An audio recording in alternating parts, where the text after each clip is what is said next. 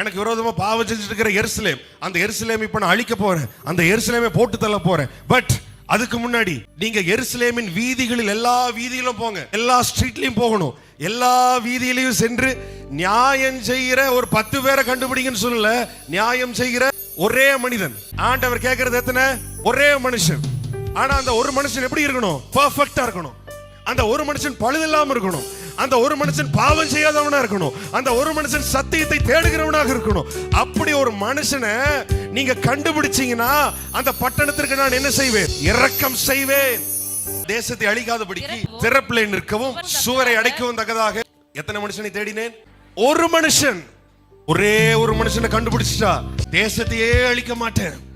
இயேசு முள்முடியும் சிவப்பங்கியும் தரித்தவராய் வெளியே வந்தார்.